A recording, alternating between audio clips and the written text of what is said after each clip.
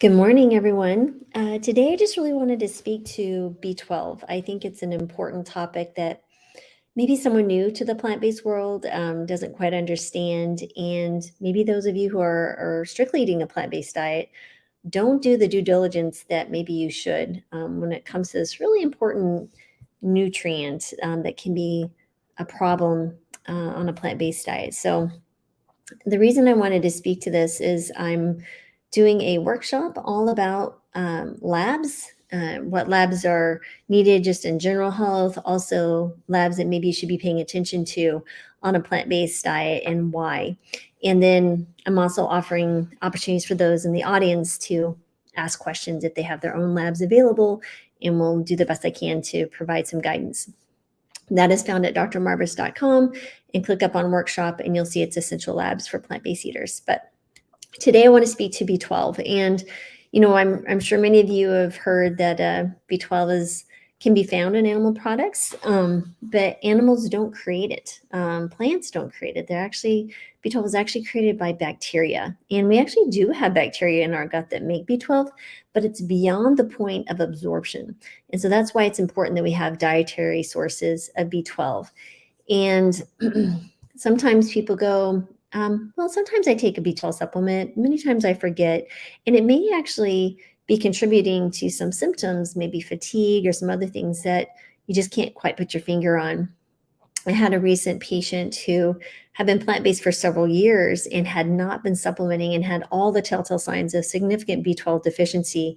And within weeks of proper supplementation, he felt amazingly better. So again, some things to just pay attention to, and I'll kind of get to, how much you should be supplementing, what you should be looking at, and why. But if you think about it, dietary sources of B12 come as methylcobalamin and what they call a 5-deoxyadenosyl-cobalamin. Cobalamin just means B12, and supplements might be like a cyanocobalamin or hydroxycobalamin or methylcobalamin. So you can see a variety of different types of supplementation. I do recommend the cyanocobalamin. I think that is a good, safe, cheap supplement that you can find anywhere. And so you don't have to buy the fancy methylcobalamin. And if you do, you should probably be adding a few other sources. But again, that's not exactly the topic that I want to speak to. But let's talk a little bit about digestion and absorption. And I think the reason B12 is even a big issue for people who don't even eat necessarily a plant-based diet is that we have such a large proportion of Americans who are either pre-diabetic or diabetic and who might be taking certain medications like metformin, which will further decrease the absorption, or you might be taking some proton pump inhibitors or like heartburn medications that are now just readily available over the counter. And those also further decrease the absorption. And as we get older, we have decreased absorption. So if you put all of that together in a menu, it's just setting us up for the perfect storm for B12 deficiency. So if you think about it, we take in B12, and in the stomach, the acid, the hydrochloric acid and pepsin release B12 from the protein. So pepsin is just an enzyme that cuts it. And then the free B12 is then bound by a special group of proteins called R binders. Or haptocorins. Anyway, it doesn't really matter, but these are produced by the salivary glands and also in your stomach. And what happens is this prevents the acid from degrading the B12. And then, in the duodenum, which is that first part of the small intestine, the B12 is taken up by intrinsic factor. Again, going through some process, intrinsic factor, you can have actually intrinsic factor deficiency and have B12 deficiency just because of that, because intrinsic factor is crucial for the absorption of the B12. So basically what happens is it travels through the gut because the intrinsic factor is also produced by the stomach. Then as it travels through the gut, it's actually absorbed in the last part of the small intestine. So literally your chewing, your digestion, all of this is preparing the B12 to be transported to the end of your small intestine, which is between the stomach and the large intestine, to be absorbed in a very specialized area. So you can see why a few different places can go wrong if you have decreased intrinsic factor, if you have medications that are inhibiting maybe the hydrochloric acid from, the breakdown, and a few different things. So just paying attention to medications that you think are over the counter or prescribed. They can have side effects, of course. So you just want to be listening to and asking your doctor if there's any potential things that we need to be checking. So if you're on metformin, I would absolutely check your B12 annually. And as you're a diabetic or if you get older, it's not a bad thing to be checking, even if you're not eating a strictly whole food plant-based diet. So basically, when the B12 is taken up, there's a few things that it does. And it's really important for converting homocysteine to methionine, which is an amino acid. I have a video on homocysteine and go into deep dive into what homocysteine is, but that's really important for DNA synthesis. And the other thing is that it's also important for the conversion of what they call methylmalonyl-CoA, succinyl-CoA. This is a part of the Krebs cycle. I don't know if any of you ever took any biochemistry or anything, but the Krebs cycle could be a nightmare. The teachers love to give pop quizzes on the Krebs cycle, and just remember lots of discussions about the Krebs cycle. But it's really important for energy production. And then any excess B12 that you might have is actually excreted in the urine. There is some controversy on whether you can have too much B12 and the intake of supplementation. I don't have a good answer on that right now, but I do like to keep B12s in a certain level, and I'll get to that in a second. But it's interesting. There is some reabsorption of B12 as it's recycled, because the body does try to minimize waste. The B12 is actually stored in your liver and can have many years worth of B12 storage. But if you are in a chronic state of deficiency, there's not going to be that B12 being stored up in your liver like it typically would if you had it regular supplementation or fortified foods. So what does it look like when you're deficient? A few different things. Again, the risk for deficiency are if you're a strict plant-based eater and don't have supplementation or fortified foods, malabsorption, even like inflammatory bowel disease can also affect it because you're not going to be absorbing well. Lack of the intrinsic factor, and the medications, like I mentioned, specifically more commonly are metformin and things like proton pump inhibitors or histamine inhibitors, where we're decreasing that hydrochloric acid. And then, of course, sometimes there's an increased need, like during pregnancy. And so you might want to be paying attention to those points as well. So now we know the importance of B12, because B12 deficiency can cause a lot of different symptoms, including things like fatigue, nerve pain, tingling in your legs and your fingers, weakness, memory issues. It can cause anemia, where your red blood cells look very large.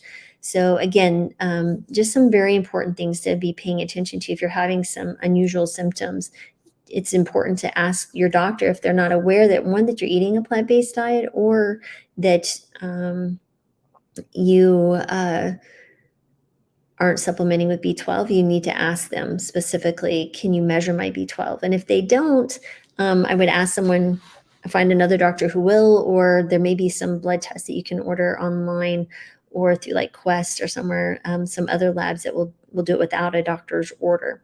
And again, it'll depend on what state you live in, because there's some strict laws around labs being ordered and why, even if you pay for them. So when you do check your B12, what I like to do is I check homocysteine as well. I check the B12, serum B12, and I check methylmalonic acid. Now, the reason I check homocysteine and methylmalonic acid is homocysteine requires B12 and folate to actually be further metabolized. And so what will happen is you'll see homocysteine is elevated in a B12 deficient state. And you want to keep your homocysteine level below 10. Now, if you are seeing that your B12 level is sufficient, and I mean above 500, anywhere between like 500, 1100 or so on a lab test is good.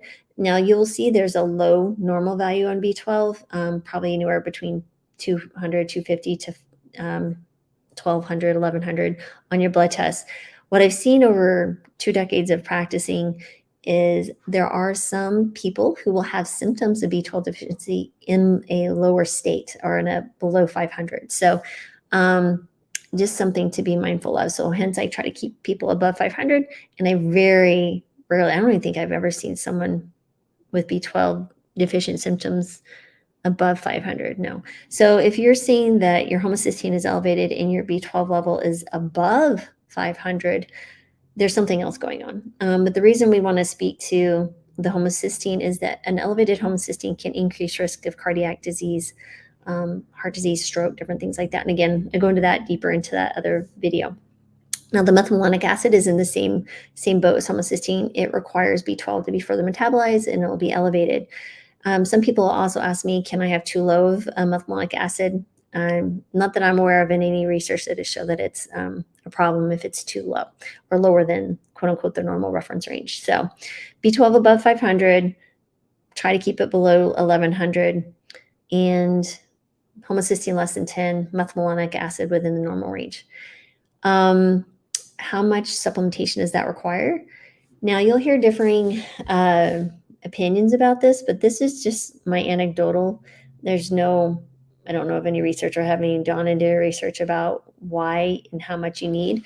I find that most people, and not all though, some can do like one larger dose a week, but I found those to be rare. Most people require 500 to 1,000 micrograms daily. And that comes in just whatever supplementation form that you like. You can do liquid, you can do dissolvable, you can do the tablet. And I haven't found that too many people, like I said, I'm trying to think of percentage-wise. If I was to give a rough estimate, maybe 5% to 10% can do a larger amount and have a sufficient amount where they're lower risk for some of the symptoms. So that actually might be helpful. So again, this is kind of the information that I'm going to be going over on Thursday at 4 p.m. Pacific during the workshop. So bring your questions if you have them. And yeah, so that's about it. I think, it's just an important thing to remind you. If a doctor tells you don't need to supplement B12 on a plant-based diet, I would strongly disagree. Respectfully, strongly disagree. And B12 is the one supplement for me is non-negotiable. There's a few others that I think are like insurance policies, like vitamin D and maybe some algae omega-3s in small amounts. But other than that, most of the time you're fine. But again, these are just some very important things to be mindful of. And you should have your B12 checked annually if you're on metformin. If you're definitely older, I'd say over 65, take anything on a regular basis that decreases hydrochloric acid in your stomach, like heartburn medications, either prescribed or over the counter. And then again, when you get it checked, make sure it's above 500. So hope that was helpful. Would love to know if there's any comments or suggestions or questions that you might have. Please feel free to share this video if you know of anybody plant-based eaters. I think, again, this is an important topic that sometimes is neglected. We're always saying, eat this food, but we never say, oh, take this one supplement. But I do try to be very mindful of patients that this is an important thing to keep in mind as they go about their journey and finding better health on a plant-based diet. So thanks everyone for listening, and I hope you found that helpful. And again, if you'd like to check out the workshop, it's at drmarbus.com. Click under workshop, and I will see you next time. All right, there we go.